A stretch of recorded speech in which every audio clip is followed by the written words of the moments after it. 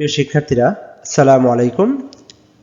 আমরা তোমাদের বইয়ের পৃষ্ঠা নম্বর ৪৯ এবং ৫০ নম্বর এ একটি দলগত কাজের সমাধান দেখব ইনশাআল্লাহ।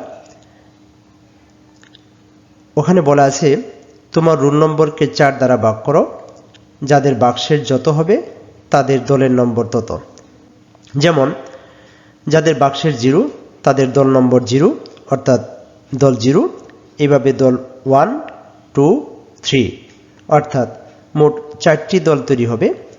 এবার তোমার দলের নাম্বারের সাথে 1 এবং 5 যোগ করো।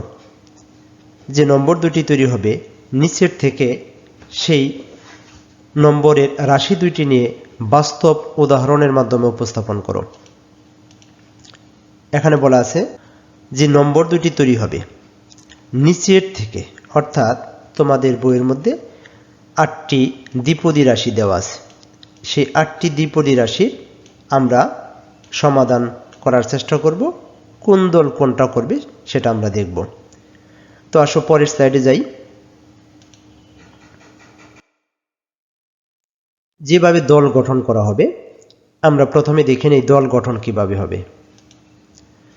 তোমার রোল নম্বর যদি 4 হয় তবে 4কে 4 দ্বারা ভাগ করো, বাক্সেস হবে 0 এবং তোমার দল নম্বর হবে 0।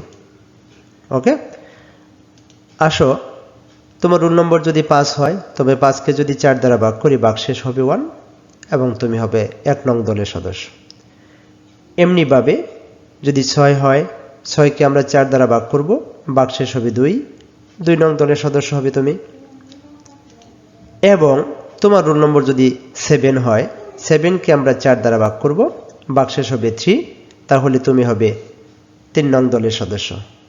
এখন দলটি এইভাবেই গঠিত হবে এমন নাও হতে পারে, বিষয় শিক্ষক যেভাবে বলবে সেভাবে দল গঠন হবে। যাই হোক, টোটাল আমরা কয়টি দল পেলাম? 1, 2 এবং 3, 4। এই 4টি দলের কাজ হবে কি সেটা আমরা এখন দেখার চেষ্টা করব। কোন দল কোন কাজটি করবে। গঠিত দলগুলোকে যেভাবে কাজটি করতে হবে তা আসো দেখি। দল 0 সাথে 1 যোগ করলে যে 1 হবে এবং 5 যোগ করলে 5 হবে, অর্থাৎ এই 1 এবং 5 নাম্বার সমাধানটি তারা বাস্তবভাবে উপস্থাপন করবে। তো এমনিভাবে দল নম্বর 1 এর সাথে 1 যোগ করলে 2, 1 এর সাথে 5 যোগ করলে 6 বা 6, এই 6 এবং 2 এই দুইটি সমাধান তারা উপস্থাপন করবে। 2x + 1 2 নম্বর সমাধান, x² - 1 6 নম্বর সমাধান। এমনিভাবে দল নম্বর 2 3 এবং 7 নম্বর সমাধান উপস্থাপন করবে। 3 নম্বরে আছে 3x - 3 এবং 7 নম্বর আছে x² - y। এবং দল 3 নম্বর উপস্থাপন করবে 4 এবং 8 নম্বর দ্বিপদী রাশির বাস্তব উদাহরণ। 4 নম্বরে আছে x - 2 এবং 8 নম্বর আছে x + y²। প্রিয় শিক্ষার্থীরা, এখন আমরা দেখব কোন দল কিভাবে এই দ্বিপদী রাশির বাস্তব উদাহরণ উপস্থাপন করবে। তোমাদের বইয়ের 50 নম্বর পৃষ্ঠায় ছক নম্বর 3.1-এ এরকম করে দেওয়া আছে। দল নম্বর 1 করবে 2 এবং 5 নম্বর 6 নম্বর সমাধান, 2 করবে 3 7 নম্বর সমাধান, 3 করবে 4 এবং 8 নম্বর সমাধান। 1 2 3 তিনটি দল সমাধানগুলো করবে এবং 0 নম্বর দল সেটা মূল্যায়ন করবে। যে কোনো দলের সমাধান যে কেউ মূল্যায়ন করতে পারে। যাই হোক, আমাদের এখানে যেহেতু জায়গা কম আমি এখানে উপস্থাপন করতে পারবো না, এই জন্যই আমরা পরের কয়েকটি স্লাইডে এই তথ্যগুলো উপস্থাপন করব। দল 1 2 3 এইভাবে। তো আসো পরের স্লাইডটি দেখি।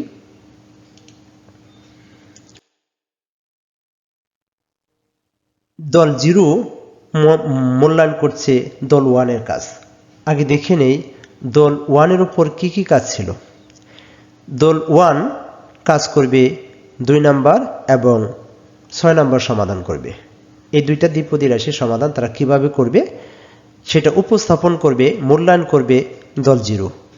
আসো 2 নাম্বার সমাধানটির বাস্তব উদাহরণ আমরা কিভাবে সেট করছি সেটা দেখে নেই। 2 নম্বরে আছে 2x + 1। ধরি ইহা দ্বারা একটি জুড়িতে আমের পরিমাণকে বোঝাচ্ছে, অর্থাৎ এই যে 2x + 1 এটা দ্বারা টোটাল একটা জুড়িতে কি পরিমাণ আম আছে সেটাকে বোঝাচ্ছে, যেখানে x হলো কাঁঠালের পরিমাণ।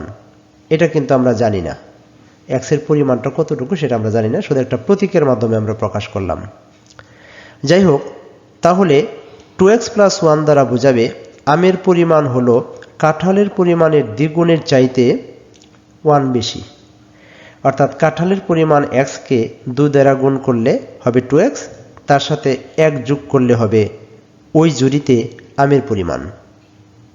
এভাবে আমরা আমাদের উদাহরণটা সেট করেছি। যদি তোমরা বিভিন্নভাবে উদাহরণ সেট করতে চাও, অনেকভাবে এই উদাহরণ তোমরা নিজেরা সেট করতে পারো। যাই হোক, এখন আসো আমরা 6 নম্বর উদাহরণটা কিভাবে সেট করব। এখানে লেখা আছে x² - 1। ধরি ইহা দ্বারা একটি জুড়িতে পেয়ারার পরিমাণকে বোঝাচ্ছে, অর্থাৎ x² - 1 এই টোটাল এই অংশ দ্বারা আমরা একটা জুড়িতে কতগুলো পেয়ারা আছে সেটাকে বোঝাচ্ছি। এখানে x হলো জামের পরিমাণ, যা আমরা জানি না। তাহলে x² - 1 দ্বারা বোঝায় পেয়ারার পরিমাণ হলো জামের পরিমাণের বর্গের চাইতে 1 কম, অর্থাৎ জামের পরিমাণকে বর্গ করো, অর্থাৎ x কে বর্গ করলে হবে x², সেখান থেকে যদি 1 কম হয় তাহলে ওই জুড়িতে পেয়ারার পরিমাণকে পাওয়া যাবে। এভাবে আমরা উদাহরণগুলো সেট করতে পারি। তোমরা নিজেদের মতো উদাহরণ সেট করতে পারবে কিংবা করে নেবে। এখন আসো দল 2 কিভাবে সমাধানগুলো করলো সেটা দেখি।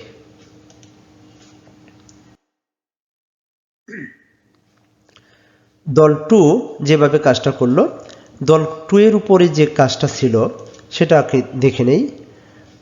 দল 2 3 নাম্বার এবং 7 নাম্বার দ্বিপদী রাশির বাস্তব উদাহরণ উপস্থাপন করবে।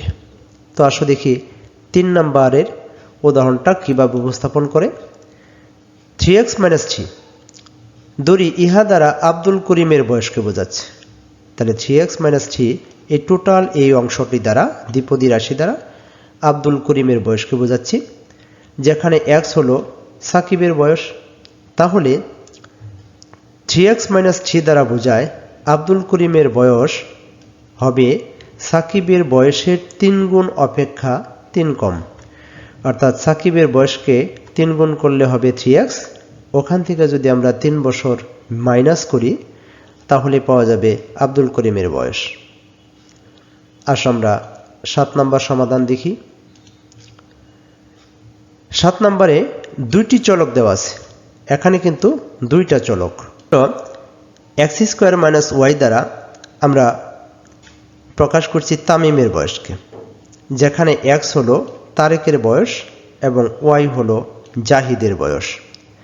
তাহলে x² - y দ্বারা বোঝায় তামিমের বয়স হলো তারেকের বয়সের বর্গ থেকে, তারেকের বয়স x, তার বর্গ হচ্ছে x², ওই বর্গ থেকে জাহিদের বয়সের বিয়োগফল, অর্থাৎ জাহিদের বয়সের বিয়োগ করলে যে রেজাল্টটা পাওয়া যাবে সেটাই হবে তামিমের বয়স। এভাবে আমরা আমাদের উদাহরণ সেট করলাম। তোমরা গড়ের দৈর্ঘ্য প্রস্থ দিয়ে তোমরা যে কোনোভাবে অনেকভাবে এই উদাহরণগুলো তুমি সেট করতে পারো। এখন আসো আমরা দল 3 কিভাবে কাজগুলো সমাধান করলো।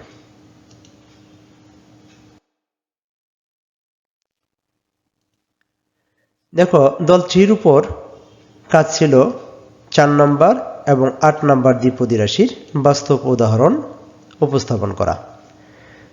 এখানে একটা দ্বিপদী রাশি আছে x + y²। আসো 4 নম্বর সমাধানটি তারা কিভাবে করলো সেটা দেখি। 4 নম্বর ছিল x - 2। ধরি ইহা দ্বারা জিহাদের কলমের পরিমাণকে বোঝাচ্ছে, অর্থাৎ জিহাদের কলম হবে x - 2। যেখানে x হলো মিতার কলমের পরিমাণ, যা আমরা জানি না, তাহলে x-2 দ্বারা বোঝায় জিহাদের কলমের পরিমাণ মিতার কলম অপেক্ষা 2টি কম। মিতার কলম থেকে যদি 2 মাইনাস করা হয় তাহলে জিহাদের কলমের পরিমাণ প্রকাশ করছে। এটা একটা দ্বিপদী রাশি। এটা আমরা এইভাবে উদাহরণটা সেট করলাম। এসো আমরা 8 অর্থাৎ শেষ দ্বিপদী রাশির সমাধানটা কিভাবে উপস্থাপন করতে পারি। দেখো এখানে লেখা আছে x + y স্কয়ার, অর্থাৎ দুইটি চলক। ধরি ইহা দ্বারা তামিমের বয়সকে বোঝাচ্ছে, যেখানে x হলো তারেকের বয়স এবং y হলো জাহিদের বয়স। তাহলে x + y স্কয়ার দ্বারা বোঝায় তামিমের বয়স, তারেকের বয়স ও জাহিদের বয়সের বর্গ। তারেকের বয়স কত? x ও জাহিদের বয়সের বর্গের সমষ্টির সমান। জাহিদের বয়স হচ্ছে y এর বর্গ হচ্ছে y স্কয়ার, বর্গের সমষ্টির সমান। আশা করি তোমরা সবগুলো সমাধান নিজেরা করতে পারবে, কিংবা আমার এই ক্লাসটি তোমাদের সমাধান করার ক্ষেত্রে কিছুটা হলে সহায়ক ভূমিকা পালন করবে। যাই হোক, আমার ক্লাসটি আমি একদম শেষ পর্যায়ে। যদি ক্লাসটি ভালো লাগে তাহলে আমার চ্যানেলটি সাবস্ক্রাইব করার অনুরোধ রইল। তাছাড়া আমার ভিডিওগুলো লাইক, শেয়ার এবং তোমরা ফলো করবে। তোমরা যদি ভালো লাগে তোমরা কমেন্টস করতে পারো। যাই হোক, আজকে আমরা এখানেই ক্লাসটা শেষ করব। যারা ধৈর্য সহকারে আমার ক্লাসটা শেষ পর্যন্ত উপভোগ করেছো তাদেরকে ধন্যবাদ জানিয়ে আমি আজকের মতো এখানে বিদায় নিচ্ছি। সবাই ভালো থেকো। আসসালামু আলাইকুম।